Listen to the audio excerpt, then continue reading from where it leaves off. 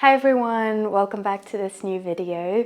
In this video, I want to share with you some recipes or more like preparations, let's say so, that I like to make in advance. Yeah, let's get into it.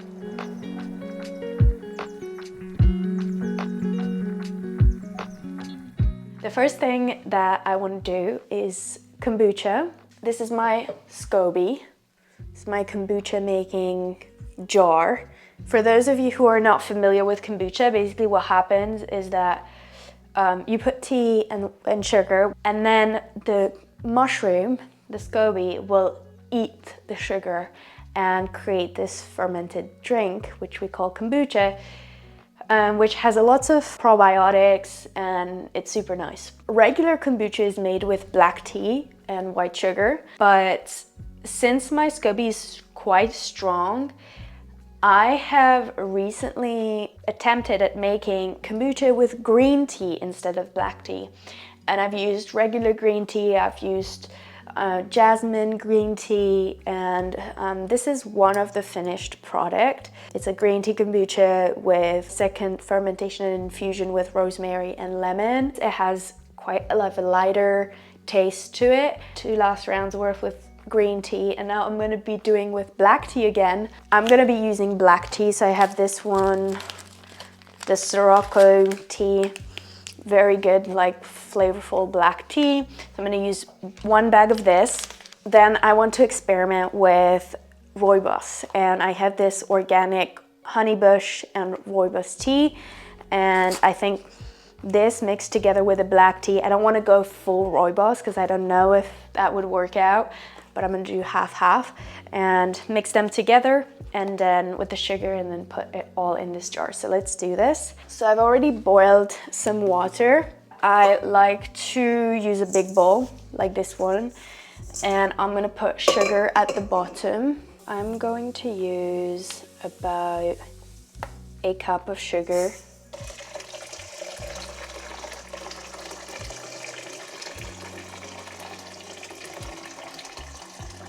And also let the sugar dissolve. And I'm only putting like about 1 liter, 1.5 liter of water at this point, of boiling water. And then once this is infused, I'll put some cold water in it. Anyways, you need to wait until everything cools down before you can put it into the jar. I'm gonna put it aside because I'm gonna be using this space to make another recipe in the meantime. This whole thing, whenever I empty it, it's like maybe 2 liters of kombucha. We go through this within the same week, and that gives enough time until the next batch is ready, because you have to wait for about a week for it to ferment. And then it depends how sweet you like it, how fermented you like it, and how strong your SCOBY is. So there's not like a set day, and the best I would say is to try. You also don't want to go with anything like inside the big jar anyways, like you just want to pour your tea when it's cooled down, but you don't want to go in there with like spoons and stuff, because you don't want to be putting bacteria, because it could affect like the health of your SCOBY. A little cold water, just so I have enough to fill up this big jar. And now I'm just, as it's cooled down enough, I'm just gonna pour all of the tea into this. This is something a little bit messy, and I usually do it in my sink, but just for the purpose of this video, I'm gonna do it here so you can really see.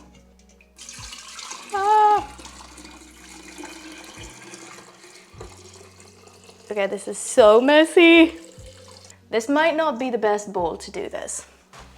Okay, well, do this in your sink, just in case it spills everywhere. And just rinse the jar.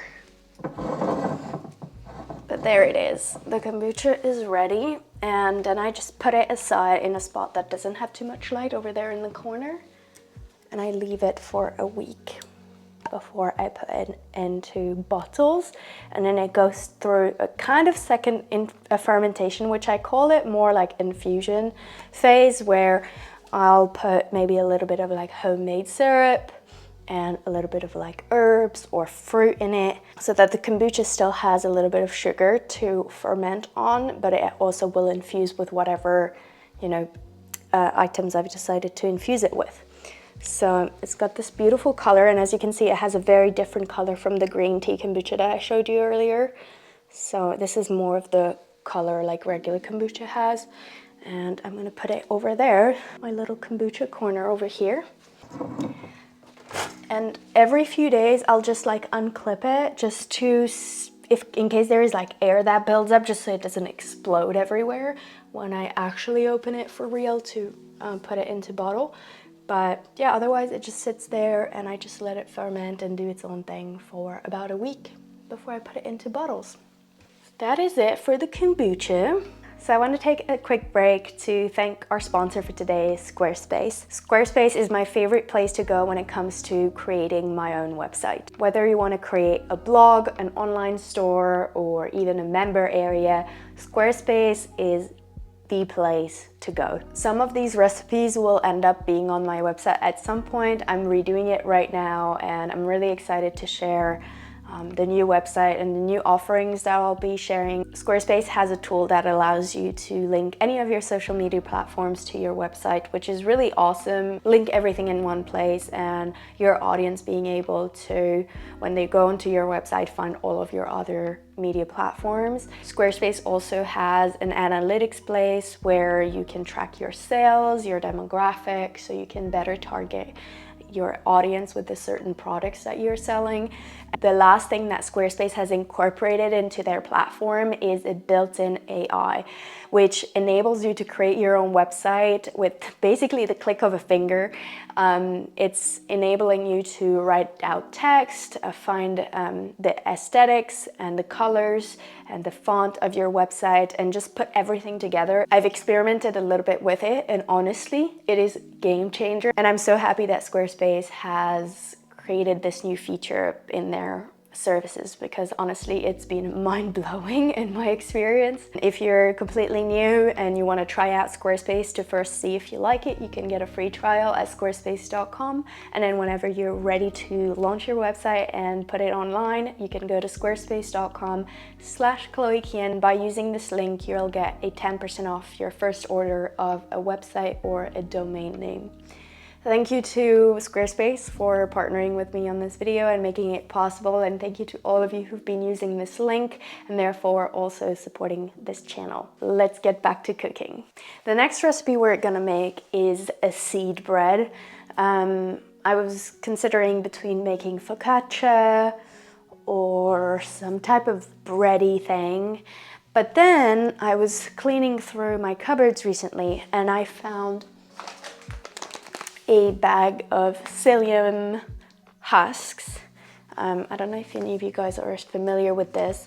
I kind of bought this on accident. I was hoping to buy hemp seeds and they were probably like next to each other on the shelves, and I got home and I found out I hadn't picked up hemp seeds but psyllium, which I haven't cooked with in a very, very long time. So I'm not really like super familiar with it. And so I was like, you know what, I'm gonna use it. I have it, so I might as well use it. And then I went online and I was like, okay, what can you do with psyllium? And there was this really cool seed bread recipe that looked very appealing to me. So I thought, let's try it out. We are going to need about 1/4 of a cup of psyllium husk, 1 cup of sunflower seeds, 1 cup of pumpkin seeds, 1/4 cup of ground flax seeds, 1/4 cup of chia seeds, 1 cup and 1/4 of warm water, 1 teaspoon of salt, and then about 1/4 of a cup of tahini. Now we're gonna mix everything together. I'm going to add also some dried thyme. This is of course optional. Once this is done, I'm gonna take an oven dish and I am adding some parchment paper just so that it doesn't stick to the mold. And then I'm just gonna press all of it down. And then I'm gonna put this into the oven for 50 minutes.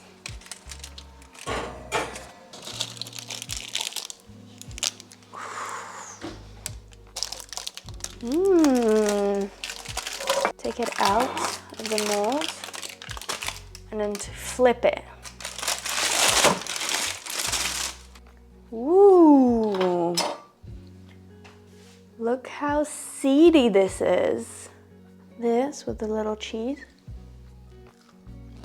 I think this would actually work so well with like a soup, or even as like, you know, when you have a big table of appetizers and like cut small slices or squares of this and then dip that into hummus, or have it with cheese like on a cheese plate.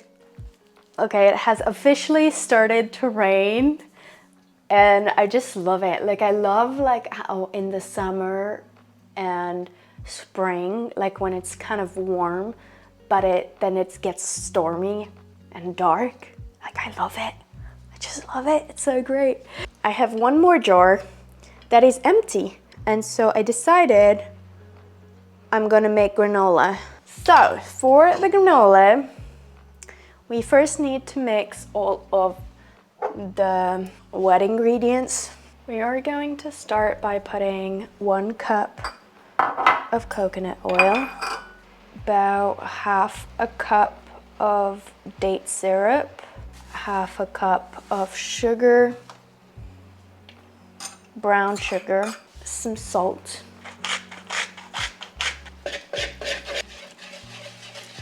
and whisk it until all of this is pretty mixed through. Now we're gonna add the oats, 6 cups.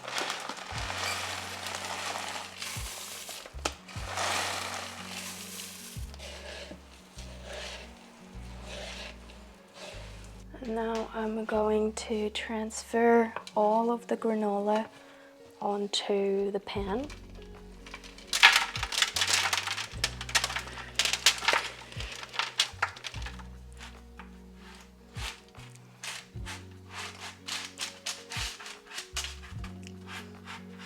If you want your granola to be super crunchy, you can try by pressing it down with a spatula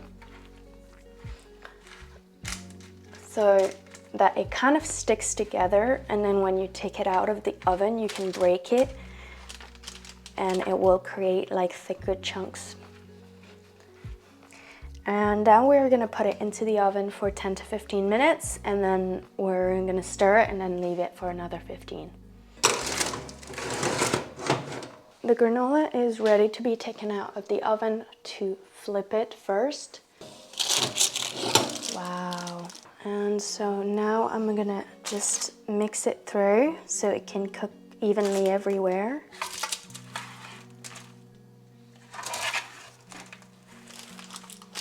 And then I just press it down again for a second cooking time.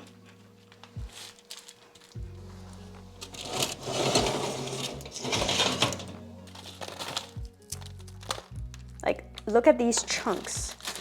Like, it just is so sticky that it created these massive chunks.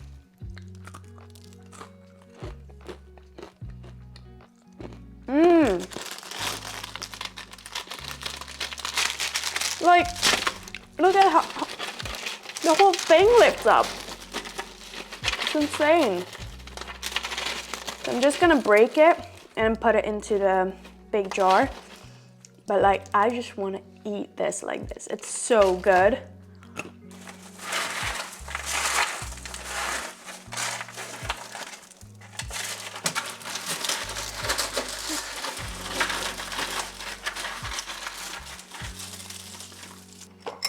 I have some raisins, so I'm gonna add this.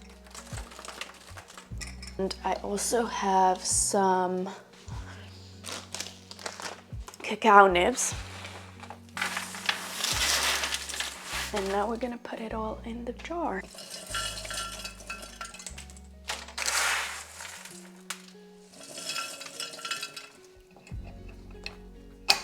Voila!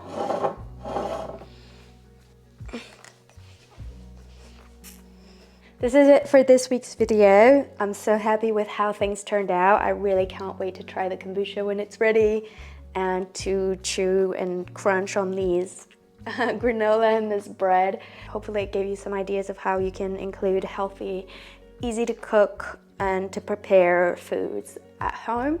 Let me know in the comments which one of the recipe you'd like to try the most and which one you're gonna try and how it turns out. Let me know. Thank you so much for being here and spending this afternoon with me. It was really lovely doing this together on a rainy spring afternoon, and I'll see you all next week.